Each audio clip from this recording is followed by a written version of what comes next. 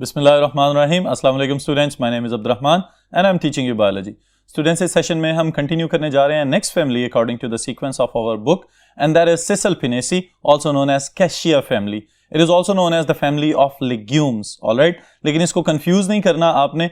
जो फैमिली लेग्यूमिनोजी है वो पेपिलियोनेसी ही रहेगी, फेबेसी रहेगी, लेकिन इस फैमिली के अंदर भी जो फ्रूट्स हैं वो लेग्यूम्स की फॉर्म में पाए जाते हैं। That's why it is also known as Cassia family और the family of legumes. Alright, तो स्टार्ट करते हैं इसकी डिटेल्स बोर्ड से। ऑलराइट स्टूडेंट्स, अब आपके जहन में वो सीक्वेंस होना चाहिए जो हम प्रीवियस सेशंस में फॉलो करते हुए आ रहे हैं। सबसे पहले नंबर पे आती है एक multiple choice question statement that is about the number of genera and species found all over the world and found in Pakistan. Alright, तो इसके लिए स्टूडेंट्स याद रखिएगा आपकी बुक के गिवन फैक्ट्स हैं 152 genera and 2300 species are found all over the world as well as 16 genera and 60 species, 16 genera और 60 species जो हैं ये पाकिस्तान में पाई जाती हैं। लेकिन इसके साथ ही साथ ये बात भी आपने जहन में रखनी है कि वक्त गुजरने के साथ साथ इनमें कमी बेशी की गुंजाइश मौजूद है। ऑलराइट, फिर उसके बाद जो दूसरा पॉइंट आपने अपने जहन में रखना है students, that is about the familiar plants. Familiar plants के लिए जो शॉर्टकट की मैं आपको बताना चाहूंगा दैट इज बकेटा। ऑलराइट, जो 3 पौधे आपने याद रखने हैं उनके स्टार्टिंग वर्ड्स का एब्रीविएशन हमने ये बना लिया है। इसकी कोई साइंटिफिक सेंस शायद नहीं है, लेकिन आप इन मेंबर्स के नाम याद रखेंगे। दैट इज बहीनिया वेरीगेटा, कचनार जिसको स्टूडेंट्स हम कहते हैं। दूसरे नंबर पे है कैशिया फिस्ट्यूला, अमलतास या गोल्डन शावर जिसको कहा जाता है। उसके बाद है टैमेरिंडस इंडिका जिसको इमली के नाम से आप लोग जानते हैं। एक खट्टा फ्रूट, इसकी जो लेग्यूम है, जो फली है, वो आमतौर पर टेस्ट करने में खट्टी होती है और यही इसकी पहचान है। Alright students, then are the vegetative characteristics, वो खसूसियात जो इनके पौधों में आपको नजर आएंगी, स्पेशली द स्पोरोफाइट प्लांट्स की अगर हम बात करें तो इसके लिए भी एक सीक्वेंस शॉर्टकट बताया हुआ है मैंने आपको, दैट इज PSL। ऑलराइट, जो PSL है इसमें students the P is for the plant habit, S for the stem and L for the leaves। Alright, तो इसमें क्या याद रखना है आपने, the plant habit shows that the plants they could be trees और श्रब्स। ऑलराइट, उसके साथ ही साथ बाजुकात वुडी क्लाइंबर्स भी हो सकते हैं, बेलनुमा पौधे भी हो सकते हैं जो किसी दूसरी सरफेस के साथ अटैच होके तो क्लाइंब करके आहिस्ता आहिस्ता ऊपर जाना शुरू हो जाए। फिर उसके बाद स्टेम के मुतालिक अगर हम देखें तो they can be woody, herbaceous as well as they can also be climbers. Okay, फिर उसके बाद लीव्स में स्टूडेंट्स याद रखने वाली बात यह है कंपाउंड लीव्स हैं और इसके साथ एक वर्ड का इजाफा किया गया है पिन्नेट। ऑलराइट, तो पिन्नेटली कंपाउंड लीव्स क्या होते हैं, जिनका leaf lamina it is divided into further leaflets. Alright, अगर ऐसा हो कि मेन लीफ लैमिना जो है वो छोटे छोटे पत्तों में तकसीम हो चुका हुआ है तो इसको हम कहेंगे these are pinnately compound leaves. Alright, बाज़ औक़ात कुछ पौधों में ऐसा भी देखा जाता है कि उनके जो लीफलेट्स हैं उनमें फर्दर छोटे पत्ते बन रहे होते हैं, उनमें फर्दर डिविजन्स हो रही होती हैं, तो इस तरह के पत्तों को हम कहेंगे बायपिन्नेटली कंपाउंड। ऑलराइट, तो ये डिफरेंस याद रखिएगा। फिर एक वर्ड यहां पे मेंशन किया गया है दैट इज स्टिप्यूलेट। ऑलराइट, तो स्टिप्यूल्स इसके पास मौजूद हैं। Alright students, these are vegetative characteristics. फिर इसके बाद जो इंपॉर्टेंट तरीन फीचर इस फैमिली में हमने याद रखना है that is about its floral characteristics. जी स्टूडेंट्स, फ्लोरल कैरेक्टरिस्टिक्स में जो सबसे अहम बात हमारे पास होती है that is about the inflorescence. Alright, इसकी इनफ्लोरेसेंस में आपको कुछ नए फीचर्स नजर आएंगे students as compare to the previous families जो हम स्टडी करके आ चुके हैं।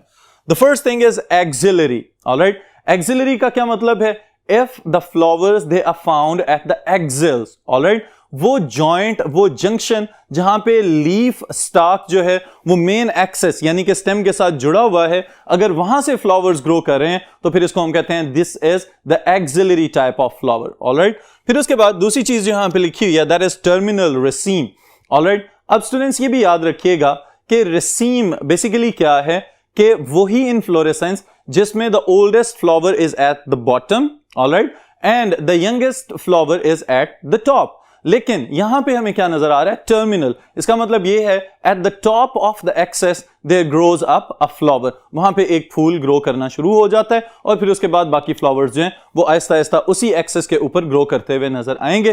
That's why it is known as terminal raceme. Alright, फिर उसके बाद स्टूडेंट्स जो पेनिकल की बात यहां पे की गई है panicle is further a type of raceme, लेकिन it is found in clusters, alright. Main axis के अलावा जो लेटरल एक्सिस मौजूद होते हैं उनके ऊपर भी अगर आपको रेसीम में क्लस्टर्स बने हुए नजर आए तो फिर उसके लिए हम ये टर्म यूज करेंगे, this is panicle type of inflorescence.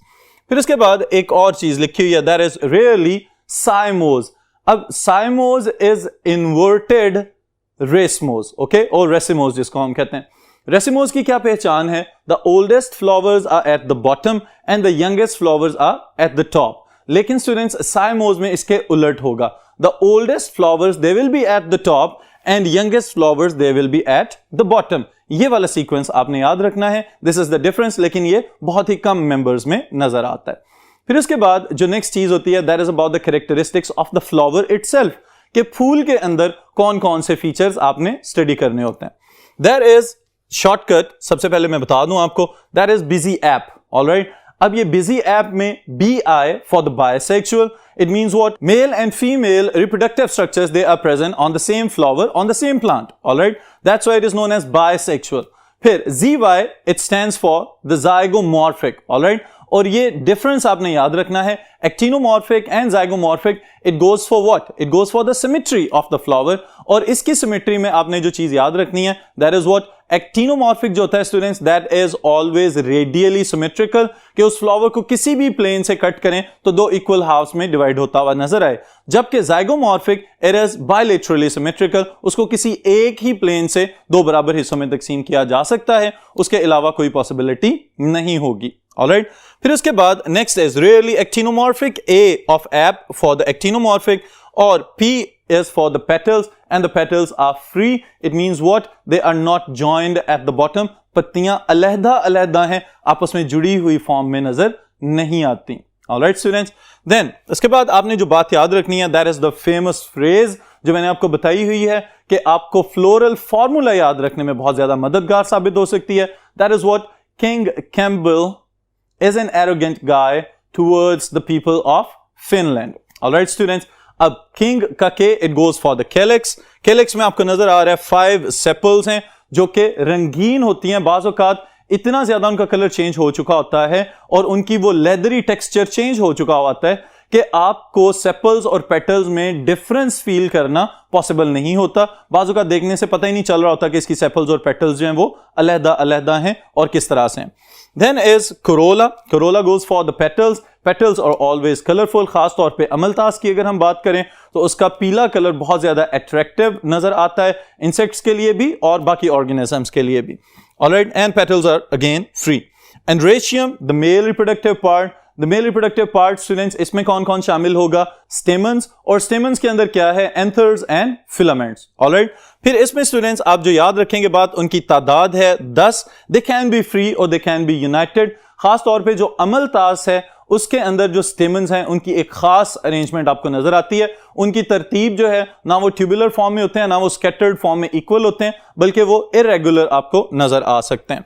Then is the gynoecium, the female reproductive part, the female part of the flower. Alright, इसमें क्या शामिल है? सिंपल पिस्टल है, एक कार्पल इसके अंदर है, इसको हम मोनोकार्पलरी फ्लावर भी कह सकते हैं। Alright, then is ovary superior, इसका मतलब क्या है? ओवरी बाकी फ्लोरल पार्ट से ऊपर है और बाकी फ्लोरल पार्ट जो हैं वो ओवरी से नीचे मौजूद होते हैं। ओके, फिर प्लेसेंटेशन, दैट इज मार्जिनल, और फ्रूट लिग्यूम, वही बात जो मैंने आपको बिल्कुल स्टार्ट में बताई थी कि इस फैमिली को कैशिया फैमिली और द फैमिली ऑफ लिग्यूम्स कहा जा रहा है because their fruits they are present in the form of legumes. Alright students, तो लेग्यूम्स की मौजूदगी से आपके ज़हन में एक और बात भी आनी चाहिए कि इनकी रूट्स के साथ भी बैक्टीरिया जो है रूट नोड्यूल्स वाला म्यूचुअलिस्टिक एसोसिएशन बना सकते हैं। Alright, this is about the floral characteristics. Flower का फ्लोरल फॉर्मूला आप जो याद रखेंगे वो किंग कैम्बल वाली फ्रेज की मदद से आपको बहुत आसान हो सकता है। Alright, then we will talk about the economic importance. Alright students, economic importance इसके मेंबर्स की जो है इसको आप 3 मेजर पार्ट्स में डिवाइड कर सकते हैं। The first thing is medicinally important plants, वो पौधे जो मेडिसिन में बहुत ज्यादा अहम किरदार अदा कर रहे हैं। फिर उसके बाद दूसरी चीज जो आप याद रखेंगे वो इनके ऑर्नामेंटल प्लांट्स हैं। Okay, and the third one it is about the food and other values. Okay, वो पौधे जिनको हम खुराक के तौर पे इस्तेमाल कर सकते हैं या इंडस्ट्री में भी इस्तेमाल हो रहे हैं।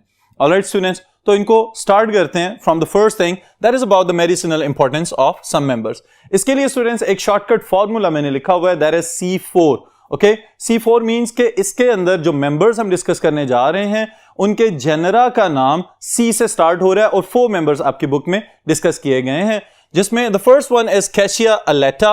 ओके, इसके लीव्स को रिंगवर्म और स्किन डिजीजेस के लिए इस्तेमाल किया जा सकता है।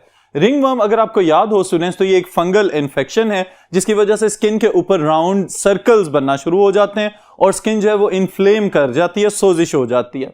ऑलराइट, इसका मतलब ये है कि इसके पत्तों से निकले हुए एक्सट्रैक्ट फंगल इन्फेक्शंस में बहुत ज्यादा सुपरफिशियली इस्तेमाल किए जा सकते हैं, ऑलराइट, और बहुत ज्यादा मुफीद हो सकते हैं। Then we will talk about the Cassia senna and Cassia obovata. यहां पे स्टूडेंट्स आपको नजर आ रहा है सी के आगे मैंने डॉट लगाया।